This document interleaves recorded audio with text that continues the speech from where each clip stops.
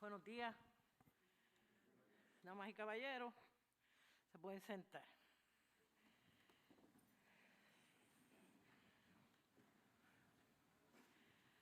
Señor José R. Muñoz Ávila, presidente de la Junta de Síndicos de la Universidad Interamericana de Puerto Rico, distinguidos miembros de la Junta de Síndicos, doctor Rafael Ramírez Rivera, presidente interino de la Universidad Interamericana de Puerto Rico, señores vicepresidentes, profesora Marina Weyland, rectora del recinto metropolitano, doctor Therese Lysaught, conferenciante invitada, rectores de los demás recintos del sistema, señores decanos, doctora Laura Trinidad, presidente del 32º Senado Académico del Recinto Metropolitano, senadores, facultad, personal administrativo, presidente del Consejo de Estudiantes y demás estudiantes, invitados y amigos todos, muy buenos días.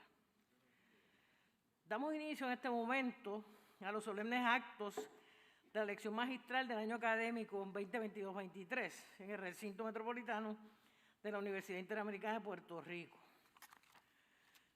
Señora rectora del Recinto Metropolitano, profesora Marina Weyland. Señora decana de Asuntos Académicos del Recinto Metropolitano. La Junta de Síndicos, el presidente de la institución, la administración, la facultad, los estudiantes y nuestros invitados se encuentran reunidos para escuchar la lección magistral del año académico 2022-23. Les solicitamos su autorización para iniciar los actos. Señora decana de Asuntos Académicos, proceda usted con la ceremonia. Comenzamos estos actos con la invocación, la cual está a cargo de la doctora Iberis Valentín, directora de la Oficina de Capellanía del Recinto. Favor de ponerse de pie.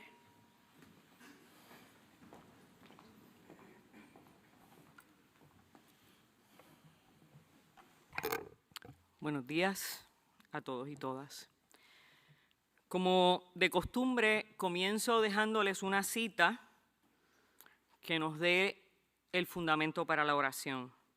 Y esta es del teólogo luterano de Costa Rica, Martín Hoffman. El clamor por la justicia, la igualdad y la libertad en el continente no es una necesidad individual, sino un desafío global al que la Iglesia y la teología también deben ofrecer una respuesta. Con eso en la mente y el corazón, oramos. Señor, te damos gracias por la oportunidad de reunirnos en esta mañana.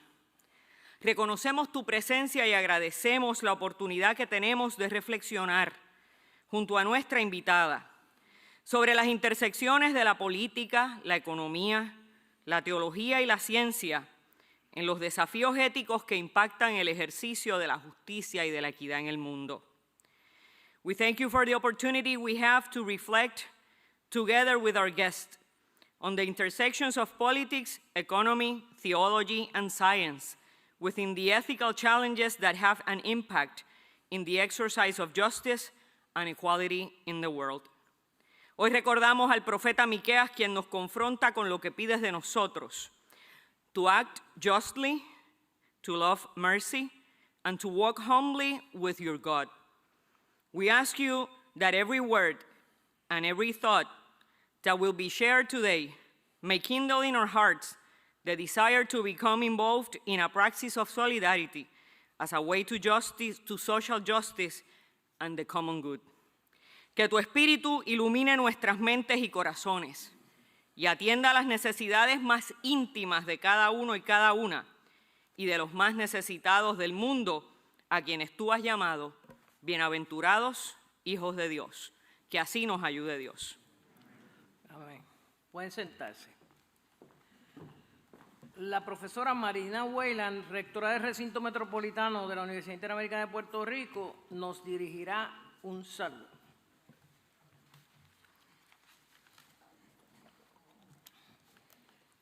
Buenos días a todos. Autoridades universitarias, miembros de la facultad y de la administración, algunos estudiantes que nos acompañan e invitados especiales. Special greetings to Dr.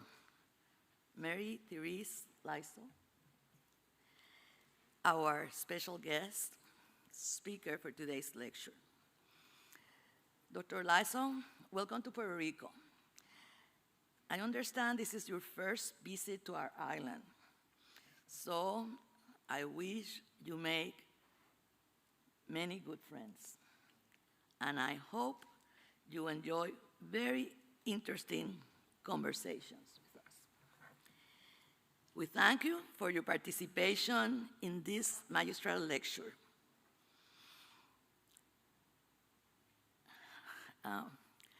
Interesting, I asked Dr. Lysaught how a theologist got involved in bioethics. And the answer really is she was a scientist first. Since you understand some Spanish, I will continue speaking in our native language. That way you practice.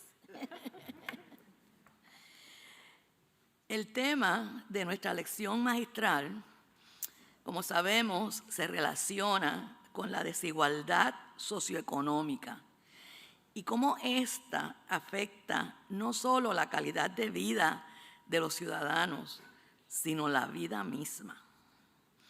La industria de la salud, enfocada mayormente en la economía de mercado, no provee acceso a los servicios a todos por igual. Aunque el problema es evidente, algunas personas prefieren ignorarlo. Otros, como la doctora Lysaught, inspirada en el trabajo del doctor Paul Farmer, quien ella conoció personalmente, deciden hacer algo al respecto y luchar por la justicia moral. Aspiran a que se modifiquen las decisiones que están basadas en los grandes intereses y que se tomen en consideración el contexto socioeconómico de los afectados, su diversidad cultural y los valores que los distinguen para caminar juntos hacia la equidad. Desde el 1982 celebramos anualmente esta actividad para marcar el inicio de cada año académico. Comentábamos hace un rato mientras estábamos organizando el desfile, algunos de nosotros disfrutamos realmente usar nuestras vestimentas académicas y reunirnos como un grupo colegiado para aprender juntos y dialogar juntos. Estas vestimentas académicas nos recuerdan que somos universitarios y que como tal estamos en continuo aprendizaje. Ante todo, nos recuerdan que somos siempre estudiantes. Cada invitado en cada una de las lecciones magistrales provocan el diálogo académico y nos toca a cada uno de nosotros contextualizarlo y continuar buscando soluciones a los desafíos de la sociedad, soluciones que nos guíen hacia un mundo mejor, que contribuyan al bienestar de todos por igual. Muchas gracias por su asistencia y que continúe el diálogo.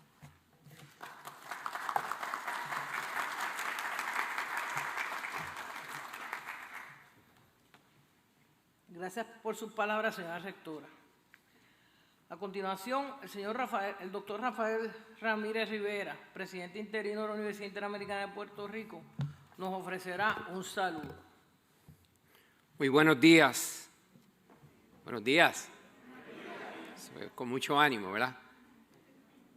Me uno al saludo protocolar ofrecido por la maestra de ceremonia y les ofrezco mis saludos muy calurosos a la doctora Therese Lysaught y a toda la Universidad Interamericana de Puerto Rico y sobre todo a ustedes, la facultad de este hermoso recinto y muy importante, del cual también soy egresado.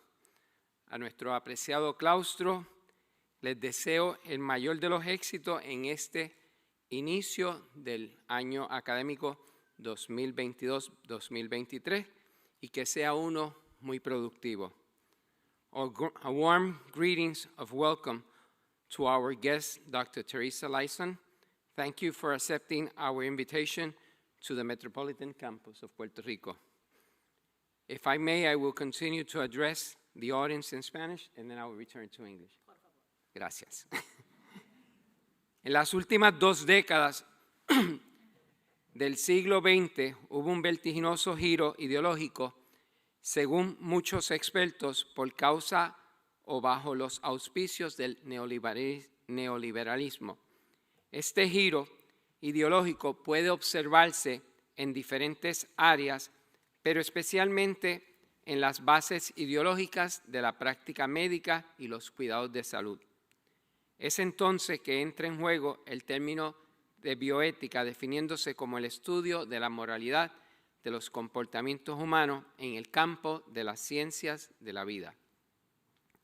Para muchos, el neoliberalismo utiliza la bioética para lograr fines económicos hasta en un área tan sensible como en la salud. La bioética va estableciendo ideas y expresiones que de seguro ya ustedes han escuchado, como son morir con dignidad, vida útil, prolongación innecesaria de la vida, y pone el debate a nivel mundial, por ejemplo, de la legalización de la eutanasia activa, entre otros conceptos bastante modernos. Son muchos los que piensan que la bioética pretende pasar la ética médica por el sedazo del costo-beneficio. Es decir, muchos conocedores del tema de la salud, la bioética es la ética que antepone cualquier otra cualidad al conocimiento y la responsabilidad médica. Sin embargo, la bioética puede ser dirigida hacia el diálogo entre las partes, entre la ciencia y entre las diferentes corrientes del pensamiento presente en la sociedad acerca de los aspectos éticos de la atención en salud y el cuidado de la vida humana en el ámbito biomédico. Estamos seguros que algunos de estos planteamientos serán expuestos y discutidos hoy en esta magna conferencia. Today, we welcome you, Dr. Therese Lysaught. We are sure that the lesson given today to the faculty of the Metropolitan Campus of Inter-American University of Puerto Rico will be transcendental for the continuous development of our community. Dr. Lysaught brings in conversation the fields of theology, medicine, ethics, and bioethics. She has published on a variety of topics, including fundamental investigation in areas of Catholic moral theology and theological ethics, as well as specific topics such as the anointing of sick, genetics, gene therapy, human embryonic stem cell research, end of life, neuroscience, global health, and bioethics and social justice. She also consults widely with healthcare systems on issues surrounding mission, theology, and ethics, while facilitating critical conversation, collegial collaboration, and constructive change. Dr. Lysaught, Inter-American University of Puerto Rico, receive you with honor and great pleasure. A nuestro apreciado claustro, estudiantes y amigos que nos visitan y nos acompañan, que esta lección nos ayude a ser agentes de cambio a favor de lograr impartir una educación certera y de avanzada, a luchar por lo justo, por la dignidad humana y el bien común. Gracias por su atención y que disfruten de esta lección magistral. Muchas gracias. Buen día.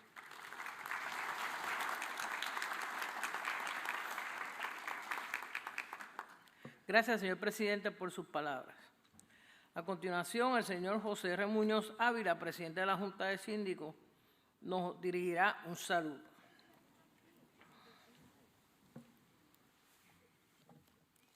Muy buenos días a todos y a todas. Me uno al saludo protocolar ofrecido por la maestra de ceremonias, la profesora Migdalia Texidor. Dr. Lysaught, with your permission, I will address the public in Spanish. Thank you. Es para nosotros un placer saludarles y entenderles nuestras más solidarias felicitaciones por la organización y la celebración de esta lección magistral a cargo de la distinguida doctora y académica Therese Lysaught, quien disertará sobre el pertinente tema para nuestra realidad actual, Confronting the Invisible Hand, Neoliberalism and the Future of Bioethics. Dr. Lysaught, with sincere gratitude, we would like to welcome you as our distinguished keynote speaker. We deeply appreciate your work, and we are honored to have you visiting our university. Para abordar una realidad como la nuestra, forjada por la adversidad y por las recientes calamidades de todo tipo, resulta muy necesario que los académicos compartan sus investigaciones, presentaciones y disertaciones rigurosas para utilizar estos conocimientos y encarar la crisis de estos tiempos. El propósito es reconocer que, por dolorosa que sea la situación actual, es menester cultivar la oportunidad de pensar y dialogar sobre cómo edificar un mejor país y, por consiguiente, una mejor calidad para el sistema de relaciones humanas. Además de lo histórico y dramático de estos tiempos de enormes desafíos y pruebas, vamos a aprovechar estas coyunturas para pensar mejor y emerger más resilientes de lo que era nuestra condición en la época anterior. Solo los universitarios, los académicos, los intelectuales, los que con sus ideas practican y transforman la mano invisible del mercado en manos visibles y unidas en acciones de responsabilidad social y moral. Hay que impartirle voz y acción sostenidas a las buenas ideas y recordar que la educación, por definición, es una gestión de interconexión de disciplinas y que dichas diligencias deben estar accesibles a todos. En la universidad se sabe bien que es tiempo para prepararse para una crisis. Cierto es que en ningún otro momento de la historia contemporánea los líderes y las instituciones han tenido que enfrentar en todos los continentes, en todos los sectores y en todas las industrias tantos cambios rápidos, visibles y dramáticos como en el tiempo actual. Las crisis son inevitables y siempre ocurren, pero la magnitud de las mismas se torna más destructiva cuando las cosas se hacen al azar o la simple actualidad. Y esto es parte de la crisis que vivimos. Así que nosotros, siendo resilientes, siempre estamos preparados y esta es evidencia de esto. Así que sigo. Entonces, cuando esto ocurre, la realidad nos impacta como absurda y salimos a hacer esfuerzos heroicos, colaborativos, pensados e imaginados para confrontar y transformar la situación. En la universidad hay que mantener viva la pregunta, la respuesta y la producción de acciones correspondientes para transformar la mano invisible del mercado en manos visibles y unidas a favor de las acciones y las prácticas que demuestren responsabilidad y solidaridad social con todo el mundo, pero en especial con los más pobres, angustiados y necesitados. Para lograr ese objetivo hay que articular al menos 3 estrategias medulares e interrelacionadas. 1. Una cultura democrática, participativa e inclusiva que galvanice las mejores expresiones de la unidad de propósito. 2. una economía social solidaria abierta al mundo que fomente el emprendimiento en todas las dimensiones. Y 3, un servicio público robusto, efectivo y eficaz en la lucha directa y masiva contra la pobreza, la marginalidad y en la promoción de una mayor igualdad de oportunidades, fortaleciendo así el sentido de respeto, de dignidad, de acción recíproca y de virtud cívica. Por otro lado, si vamos a construir el próximo país sobre la roca y no sobre la arena, tenemos que fortalecer la educación que desarrolla el carácter de nuestros estudiantes y egresados y puntualizar que este quehacer es lo que nos mantendrá como una sociedad que practica principios y valores cristianos, ecuménicos y humanistas. Los seres humanos con un carácter robusto hacen las cosas correctas, independientemente de la situación. La imagen es lo que el ser piensa que es. La integridad es lo que el ser en realidad es. Y esto está determinado por lo que cree y por lo que se hace. Frente a una encogida y selvática ética neoliberal, darwinista o de náufrago que estipula sálvese el que pueda, y que establece de manera doctrinaria que cada individuo es responsable por su situación económica y social, en la universidad enseñamos y practicamos una ética cristiana que pregunta y se compromete con su hermano al compartir un sentimiento de unidad basado en los intereses comunes. Se trata de una cultura samaritana que ayuda al otro sin esperar nada a cambio, solo por el hecho de cumplir con la voluntad de Dios, hacer el bien y promocionar el amor y la calidad de vida. El futuro es siempre una aventura. Para los pesimistas significa temor y para los escépticos dudas. Pero para los hombres y mujeres con fe significa esperanza, valor y buena voluntad en unidad de propósitos. En la universidad trabajamos con el entendimiento de que es posible construir una realidad social mejor que la que heredamos y tenemos el deber de legar a las próximas generaciones. Estamos seguros de que la distinguida doctora Lysaught discurrirá con más profundidad sobre estos desafíos y oportunidades. Disfrutemos de esta muy necesaria lección magistral para estos tiempos. Muchas gracias y que el Señor les bendiga.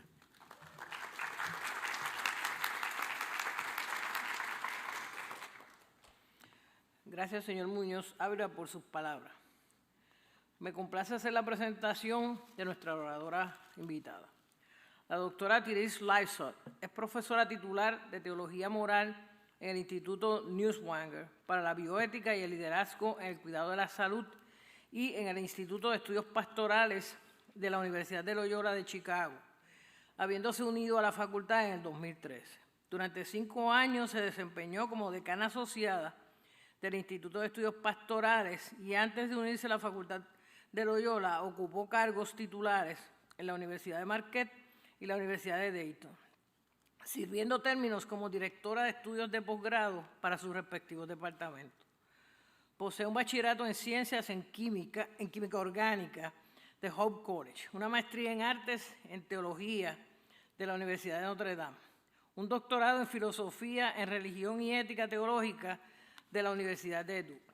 El trabajo académico de la doctora Lysaught construye puentes entre la teología, el análisis social, el cuidado de la salud, la ética, la medicina y la bioética, al tiempo que facilita conversaciones críticas, colaboraciones colegiadas y cambios constructivos.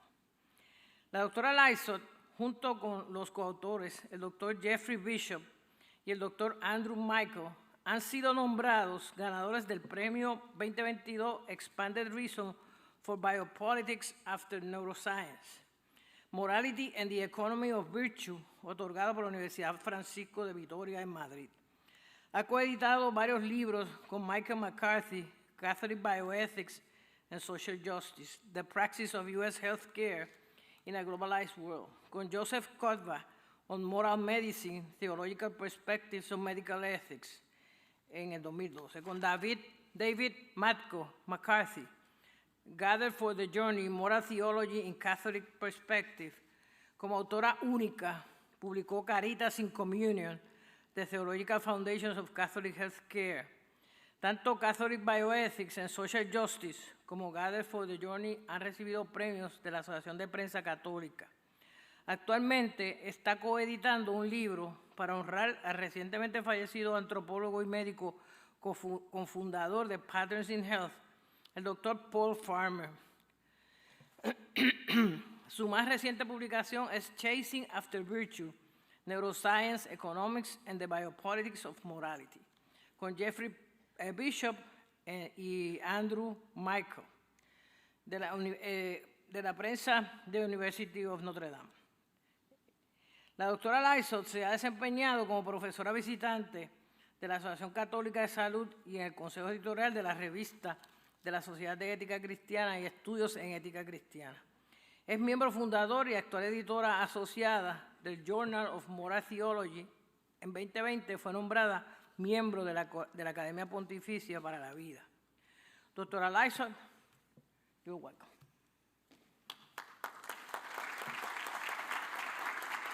Muchas gracias. I feel like my life just passed before my eyes. Thank you all so much for your gracious and generous welcome. But I must say, the honor is mine. It is really an honor to be here today, standing in this place. It's a rare privilege to have an opportunity to speak to faculty colleagues, especially colleagues across disciplines, arrayed in our academic regalia, which to me is always such a beautiful sight. I must admit that this audience is a little bit intimidating. I am awed to be included standing at this podium among those who have given your past magisterial lectures, many of whom have shaped my own work. And I am delighted to be doing it in Puerto Rico, where I have long wanted to visit, but my plans were waylaid by the pandemic, as so many of our plans were. So I'm deeply grateful to Chancellor Wayland and Dean Gaia Gonzalez for the invitation. But I also must say that since I have been here since Tuesday, the Chancellor's hope has already begun to be realized. I've had so many fascinating conversations with people who are interested in the same things I'm interested in. And for me, this is not a common occurrence. I've also been so impressed with the art that is all around this institution, and especially the Museum of Religious Anthropology that I visited yesterday. The faculty know, I think, that traditionally the transcendentals are known, are truth, beauty, and goodness.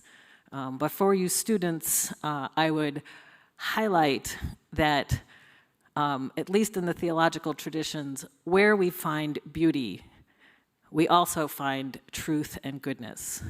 So appreciate that aspect of the milieu that you're in.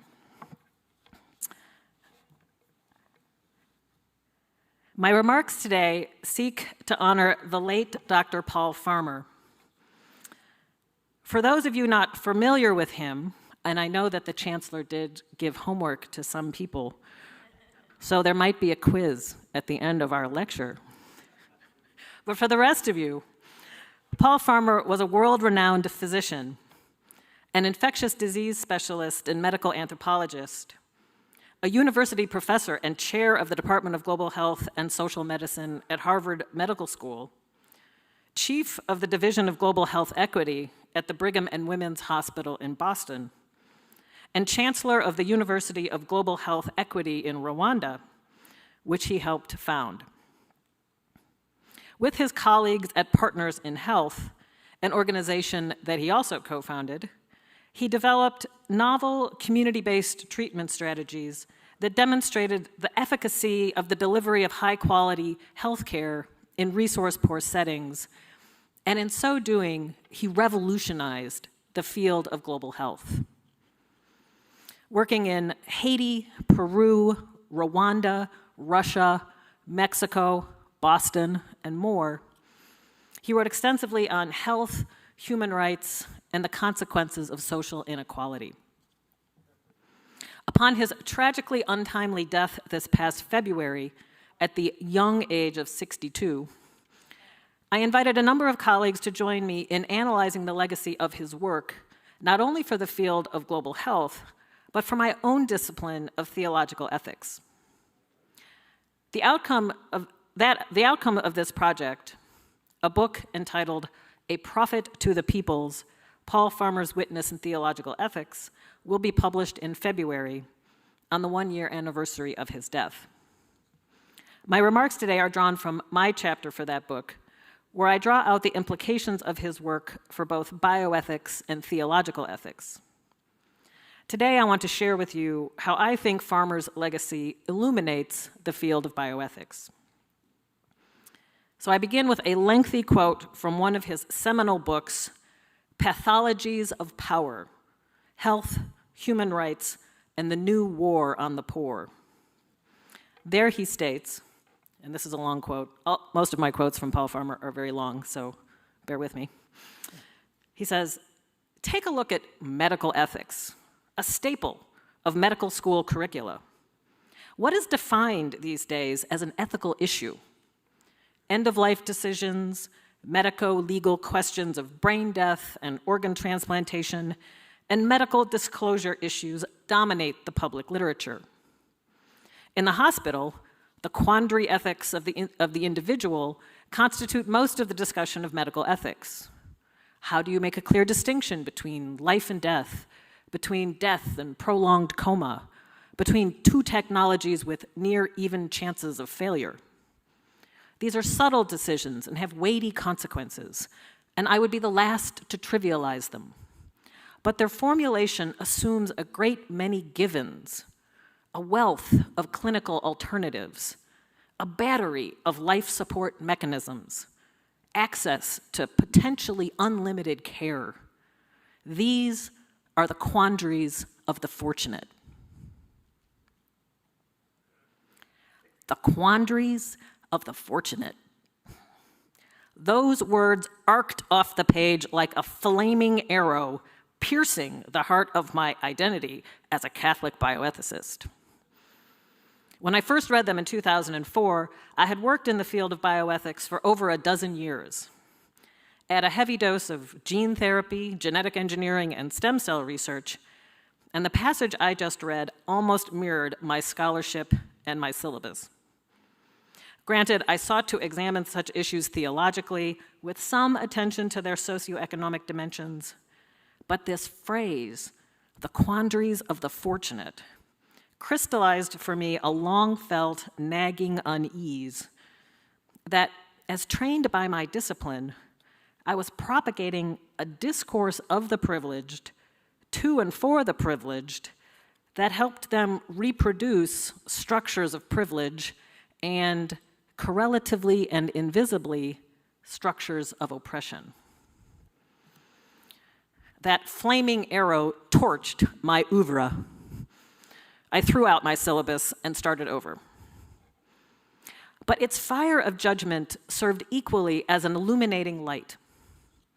Like infrared night vision goggles, Farmer's wider corpus made visible for me the determinative yet never mentioned role of political economy, not only for illness, health, and healthcare delivery, but also in shaping the narrow range of what are considered ethical issues by mainstream US and often global bioethics. In addition, I began to see how economics, particularly neoliberal economics, has shaped the conceptual apparatus of bioethics and thereby has subsequently reinforced neoliberal assumptions in healthcare and our broader society. It is these findings that I will share with you today. In the first section, I will briefly outline the key claims of neoliberal economics. I imagine that scholars in Puerto Rico are more familiar with the logic and strategies of neoliberalism than they are in the US. If this is the case for you, I ask your forbearance. I then highlight farmers' critiques of how economic and neoliberal concepts have shaped the field of global health. I then detail how these concepts have pervaded the field of bioethics, perhaps even constituting the discipline from its beginnings, and perhaps subtly positioning it as a tool for the neoliberalization of US and global healthcare. I close with questions for those of you outside of bioethics, which would be most of you, in disciplines as diverse as philosophy, literature, sociology, and biology, asking, have your disciplines too been shaped by this invisible hand? And if so, what can we do about it? So part 1, political economy as root cause analysis.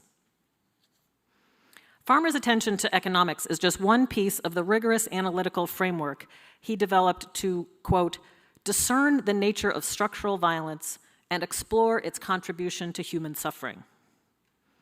Such a framework, which fused the insights of medical anthropology with those of liberation theology, must be, as he reiterated again and again, geographically broad and historically deep, while simultaneously considering, quote, various social axes in order to discern a political economy of brutality.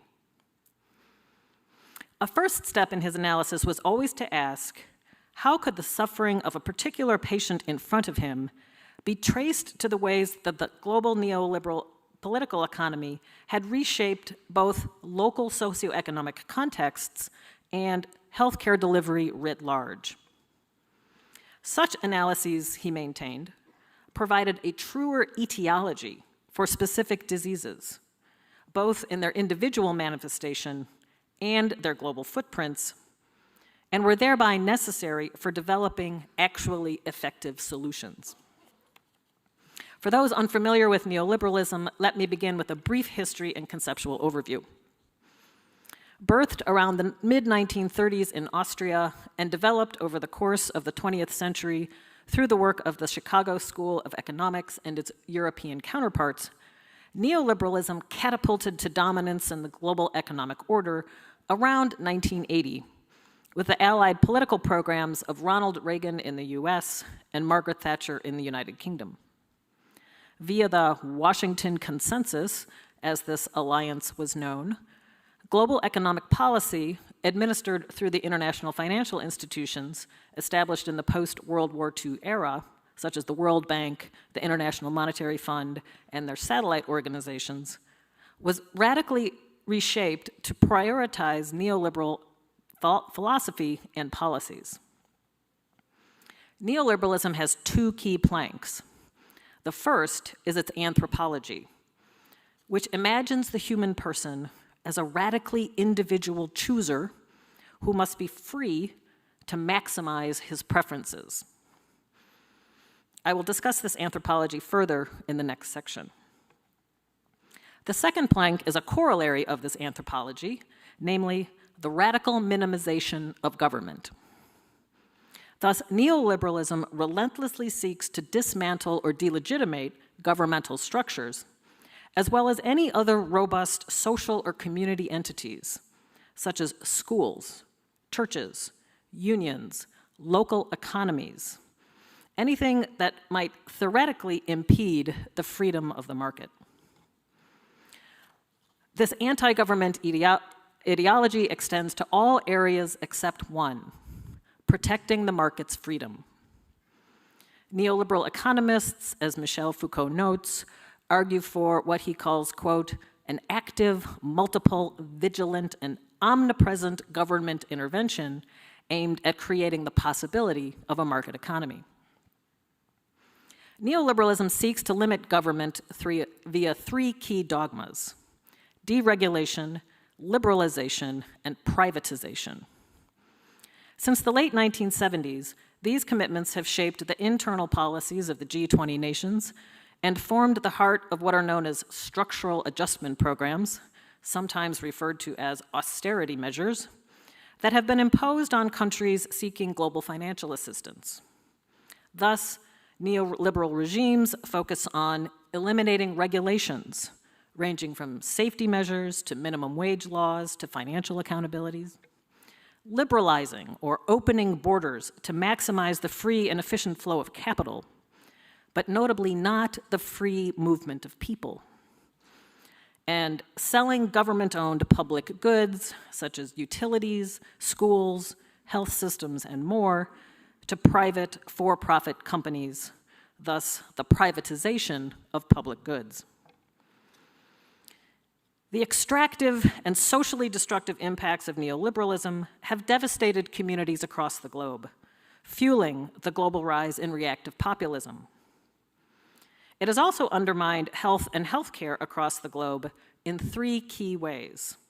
First, it has materially impacted the structures of healthcare delivery and other socioeconomic sectors that affect the health and well-being of the poorest and most marginal, such as agriculture, labor, education, and economies generally. Second, it has infiltrated the conceptual infrastructure of healthcare delivery. And third, in an allied way, it has transformed clinical rationality. Let me take each of these in turn, drawing, where relevant, on Farmer's work. First, Farmer and his colleagues have relentlessly documented the material impact of neoliberal economic policies on the health and well-being of the poorest and most marginalized via detailed studies of specific patients and communities, what anthropologists refer to as thick description.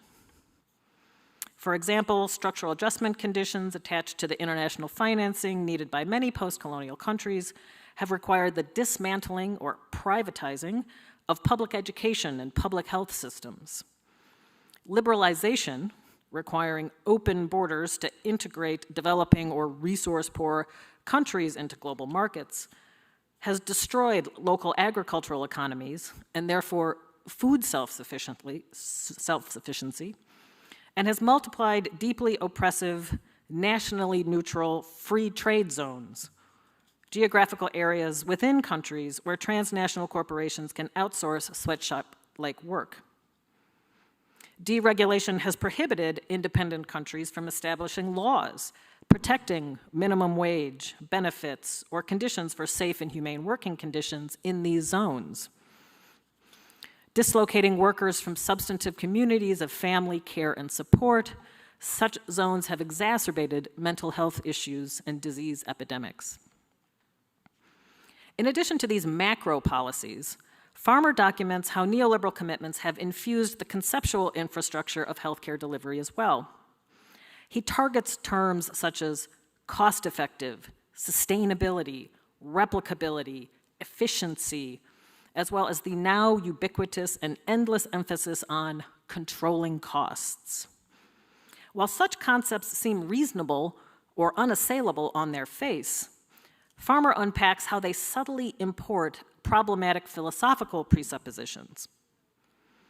Cost-effectiveness, for example, does not function as a simple counsel of prudence.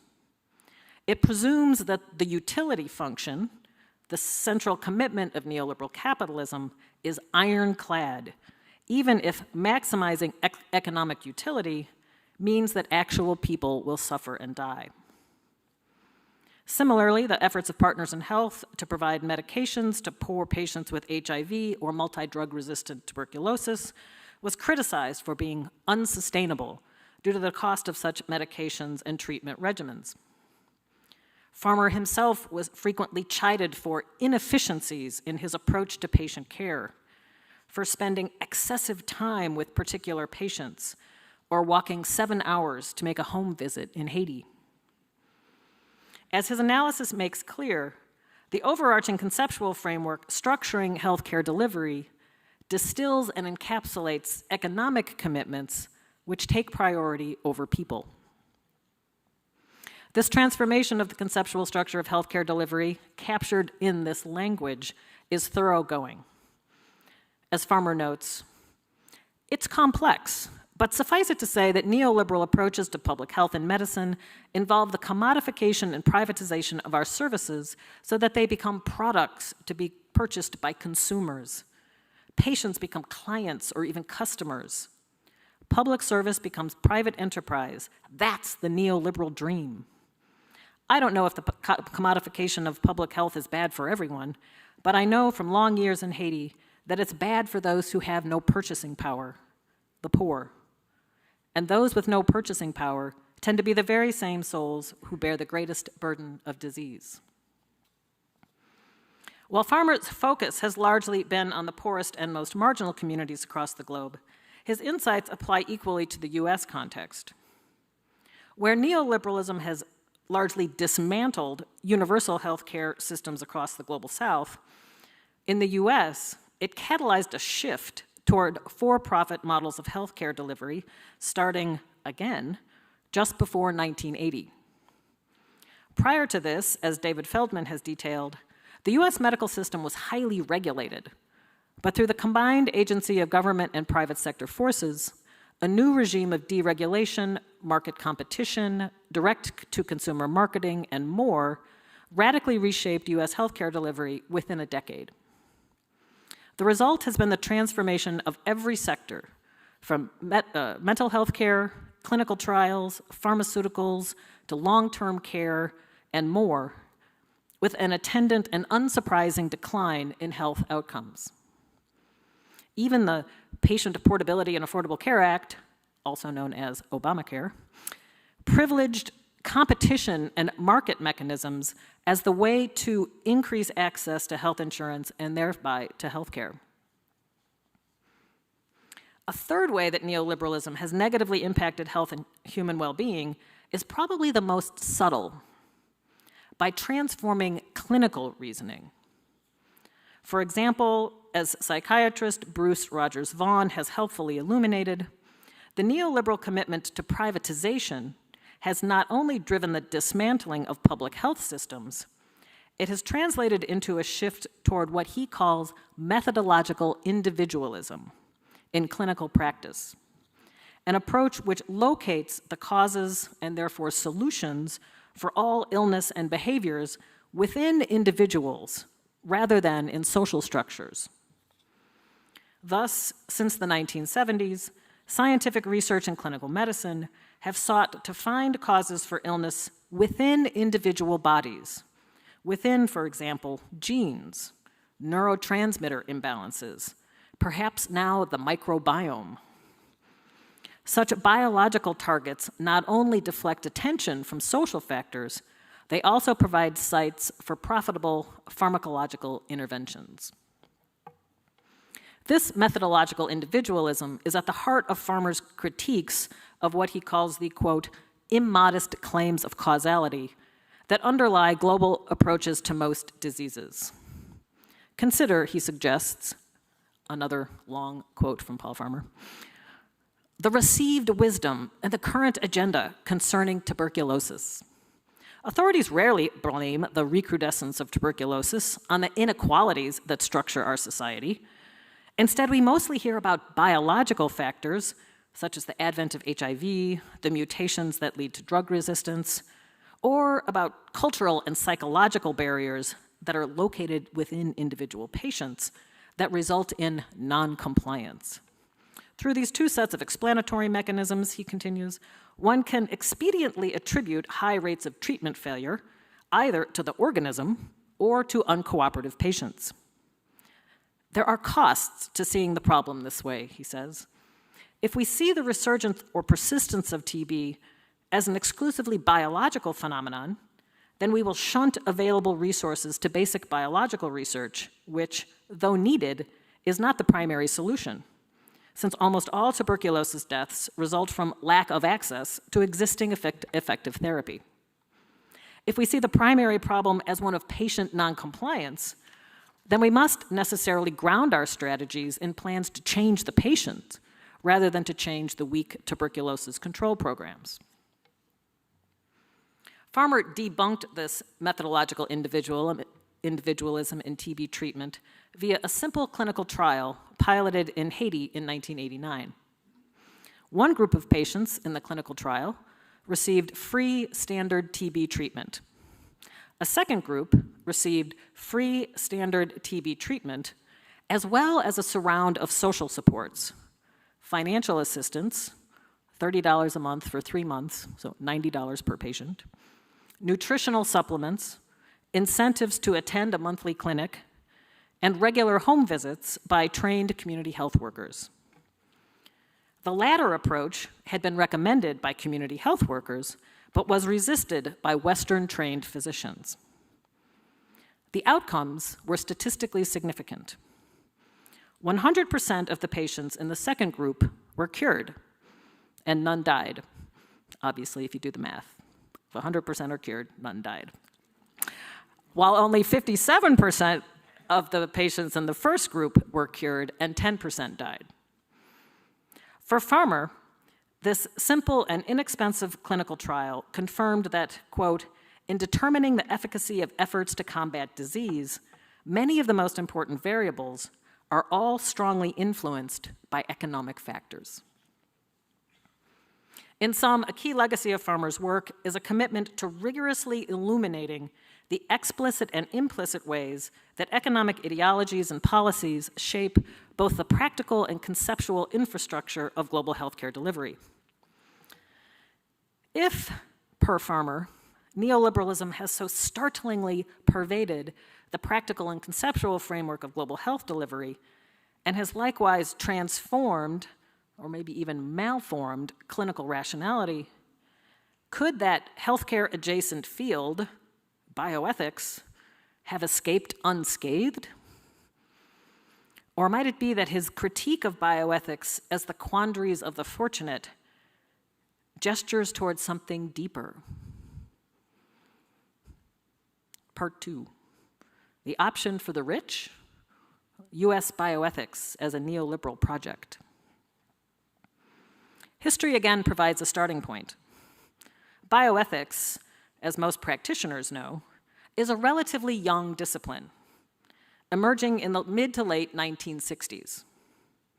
Via a series of US government commissions convened during the 1970s, a normative scaffold for bioethics was developed and promulgated in the 1979 Belmont Report.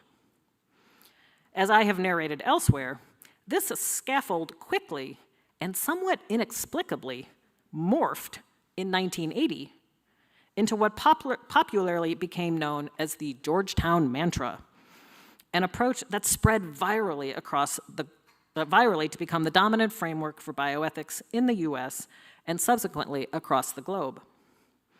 Although classically described as a four-principle framework, centering the principles of autonomy, beneficence, justice, and non-maleficence, a fifth principle was present from the start: utility, a generally unnamed partner whose elision is not insignificant. Given the history that I narrated earlier, one must ask, is it simply a coincidence that the dominant conceptual framework for bioethics emerged in 1980, at the moment that neoliberalism became the dominant global economic and eventually social ideology? Of course, correlation does not equal causation, but this correlation presses us to examine the question further. Since a detailed analysis of this question is beyond the scope of our time today, I will simply highlight 3 aspects of the field that suggest that further study is needed. First, the operative conceptual framework of bioethics largely distills neoliberal logic. Although theoretically 5 principles should be in play, over time, 2 principles have come to dominate bioethics in practice: autonomy and utility. Bioethics, as it emerged from the 1970s, conceptualized the patient as an autonomous subject, a rational agent empowered to choose amongst an array of medical options as a way of pursuing the good as they defined it. The primary tool for decision-making, not only for the patient, but equally for physicians, ethics consultants, hospitals, and health systems, is the principle of utility, operationalized as cost-benefit analysis, which is a variant of cost-effectiveness. Thus, the operative anthropology of bioethics is that of neoliberalism, a rational chooser who freely maximizes utility-based preferences. From the start, this anthropology catalyzed bioethics as a growth industry, seeding an endless series of quandaries and dilemmas. Why? Because, of course, many patients have either lost, temporarily or permanently, or not yet attained the ability to be rational preference-maximizing choosers. Thus, from the outset, bioethics has been premised on a bifurcated anthropology, or what we could call a bifurcated anthropology, with some humans meeting the criteria for fully functioning persons whose right to choose their own good is sacrosanct, and a wide swath of others who lack that ability, and whose status as persons is correlatively called into question. Hold that thought, and I will return to this shortly. In addition, as bioethics has extended its sway as a global normative framework, the discipline has more explicitly embodied neoliberalism's three dogmas. The individualism presupposed by the anthropology of bioethics has been deepened by the neoliberal commitment to privatization. Incarnating Roger Vaughan's methodological individualism, every decision has become the patient's alone, inherently private, cut off from even family or community, except by choice. Likewise, as physicians have morphed into providers and patients into consumers, resistance to government limits on patient preferences has increased. Thus, a key focus of secular bioethics has been the deregulation of medical practice and clinical research, from, for example, challenges to traditional prohibitions on euthanasia or physician-assisted suicide, to the ongoing challenges to regulatory oversight over practices like embryonic stem cell research or oversight of commercial products posed by bodies such as the Food and Drug Administration, often in the name of market efficiency and innovation.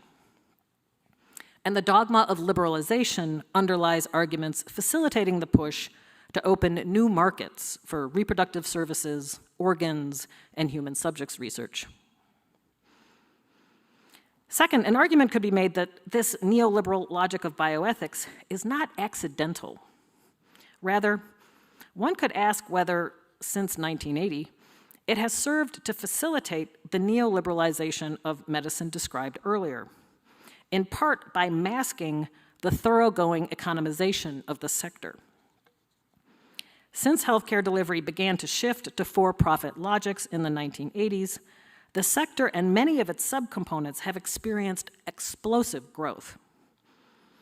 In the US, healthcare expenditures grew from around $400 billion in 1970 to $4,124 billion in 2021, a growth of 1,000%. And this is inflation-adjusted numbers, right? So these are equal numbers. Similarly, pharmaceutical research and development, an industry that stood at $1 billion in 1970 and $2 billion in 1980, skyrocketed to $49 billion by 2004, where the number of human subjects involved in clinical trials outside the US and Western Europe was merely 4,000 people in 1995. Estimates suggest that some 25 million human subjects were enrolled in clinical trials worldwide in 2001, so in a period of 6 years. Similar statistics could be cited across healthcare sectors. Yet bioethics has kept the lens largely focused on the clinical context. As we saw with clinical rationality, the methodological individualism fostered by neoliberalism restricts the parameters of healthcare to physician-mediated, biologically focused interventions on individuals provided in a hospital or a medical clinic. And bioethics has followed suit, limiting its focus almost entirely to issues in the clinical setting and to those people who have the economic resources to consume clinic-based healthcare services. In so doing, it has assisted in keeping the powerful hand of economics largely invisible. For the most part, economic questions have been shoehorned into the narrow question of how to get people access to the newly emerging neoliberal healthcare system. Even more peculiarly, amidst this explosive growth in spending across healthcare sectors, bioethics has continued to further the presumption that the healthcare context is one of scarcity, and that a key task of bioethics is to assist practitioners and healthcare organizations to make difficult decisions, in other words, to choose between patients' lives, in contexts of scarce resources.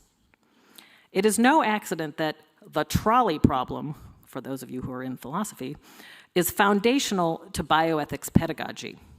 In fact, as one bioethicist put it, the trolley problem should be considered of great importance in medical ethics. That is a position with which I disagree, and we could talk about that. As Farmer notes, the fight over scarce resources involves no small amount of chicanery. There are enough resources on this planet to do the job right. These resources are far less than those required to wage wars whose justifications are never quite as good as their champions make them out to be. Thus, one could argue that bioethics has created blinders that have prevented the conceptualization of the larger structural and economic questions in the moral analysis of medicine and healthcare delivery. It has stood passively by as health systems have commodified healthcare practitioners, driving the practitioner burnout and exodus from the field that had already begun prior to the onslaught of the COVID-19 pandemic. Instead of challenging this, it has often championed neoliberal values. For example, quantifying its own efficiency in bioethics dashboards in order to justify health system support of this non-revenue generating unit. Bioethics' ontology of scarcity returns us to neoliberalism's underlying anthropology. For not only does bioethics forward an anthropology bifurcated between those who can rationally choose and those who cannot, it also forwards the economized anthropology of capitalism, which bifurcates human persons in a different yet analogous and often overlapping way, namely via the assumption that the poor are not worth as much as the rich. As colleagues and I have detailed elsewhere, from the beginning of the history of capitalism, we hear a resonance with the anthropology of bioethics, that there are some humans who have the freedom to rationally maximize their preferences via the principle of utility, and other humans who do not possess such a freedom. Broadly speaking, those who possess such freedom are simply those with means to maximize, namely the wealthy. The poor, lacking goods to weigh, using the principle of utility, have, for all practical purposes, no opportunity to exercise their autonomy to rationally and freely choose their good. Therefore, they have no freedom. Their option, and in fact their responsibility, is to work in bondage as wage laborers. From David Hume in the 18th century forward, wage laborers, and worse, the newly created category of the undeserving poor, are described in language that approximates them as beasts, or at least less than fully human. In the history of economics, the poor, with no assets to maximize, are denied access both to the system of wealth and to full personhood. Within the ethical rhetoric surrounding neoliberal medicine, the poor, with no assets to offer, as well as those whose capacities are diminished due to circumstances or illness, are likewise excluded both from full moral agency and from basic care. We are urged, Farmer notes, to avoid wasting resources on groups of people who are not expected to make significant improvement. The poor, he continues, are saddled with the greatest share of disability and disease, even as they are deemed less worthy objects of healthcare by a medical establishment that privileges ability to pay over need.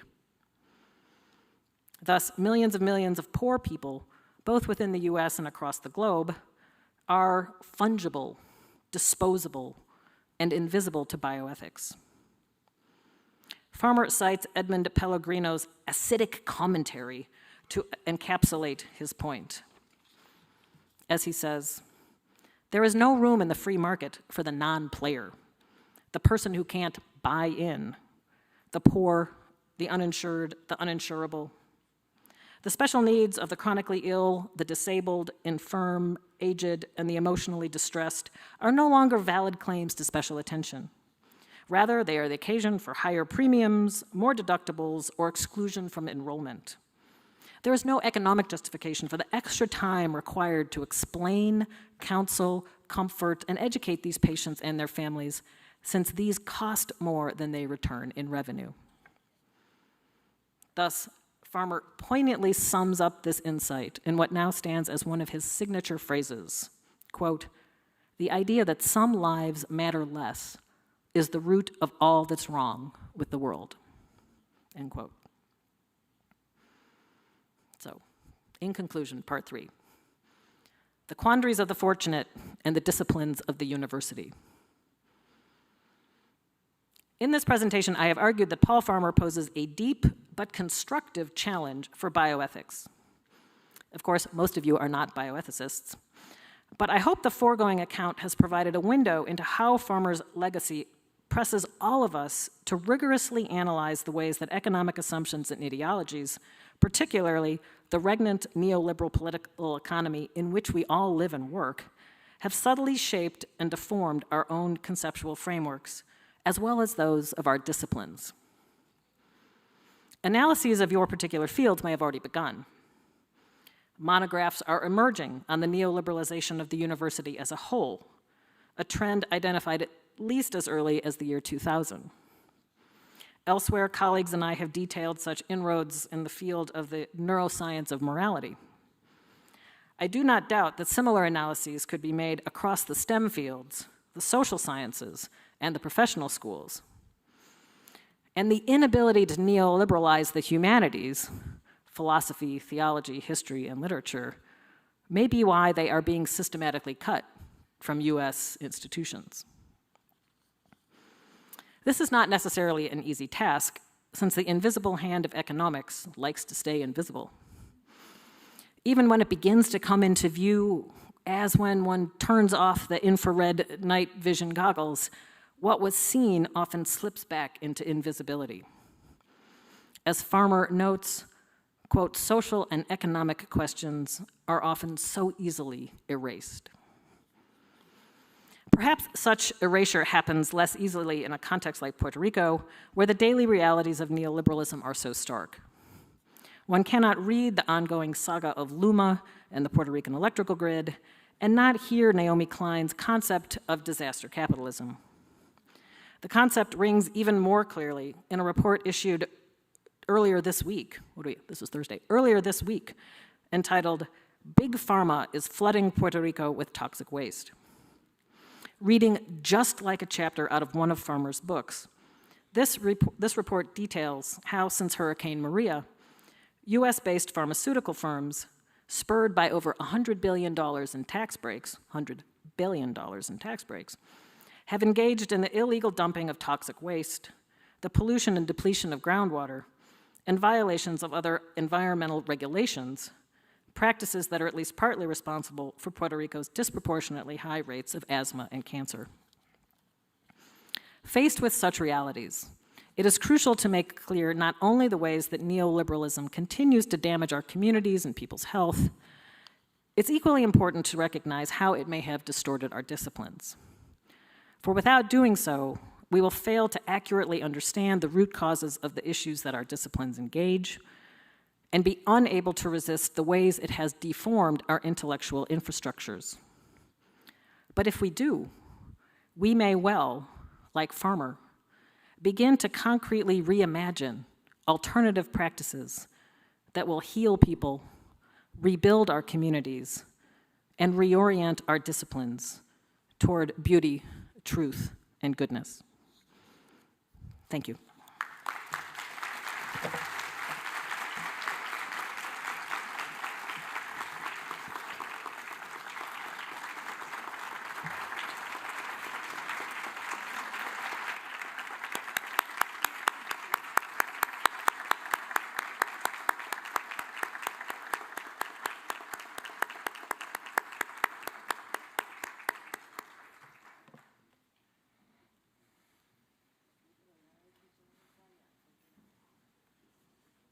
Doctora Lysaught. Antes de la salida, el presidente quiere tomarse una foto con la facultad y que la facultad se quede. Ok, ¿qué les digo que se queden ahí? Nosotros vamos a salir y ellos se quedan. Vamos a tomar la foto primero. Ok. Sí. Antes de que salgamos, el presidente quiere que tomemos una foto con ustedes, con la facultad. Así que cuando terminemos la ceremonia, pues todavía no vamos a salir. Doctora Lysaught, la Junta de Síndicos, el presidente de la Universidad Interamericana de Puerto Rico, la rectora y la comunidad universitaria le dan las gracias por su mensaje y por su participación en este evento. Ofrecerá la bendición de estos actos el reverendo Padre Brian Vélez, director de la Oficina de Capellanía de la Academia Interamericana Metro. Una vez finalice la bendición y tan pronto tomemos la foto y escuchen los acordes de la marcha, se iniciará el desfile académico, que estará encabezado por la comitiva presidencial. Solicitamos al público que se permanezca en la sala hasta que concluya el desfile. Agradecemos a todos su presencia en estos actos. Buenos días. Les invitamos a que se coloquen en pie para recibir la bendición. Dios de esperanza, fuente de toda bendición y de toda paz, muéstranos que en medio de nuestras luchas tú estás con nosotros. Danos la abundancia de tu gracia para que hagamos la labor que tú nos has dado y para que seamos para el mundo señal de tu presencia, y que la bendición del Padre, Hijo y Espíritu Santo descienda sobre ustedes y permanezca para siempre. Amén.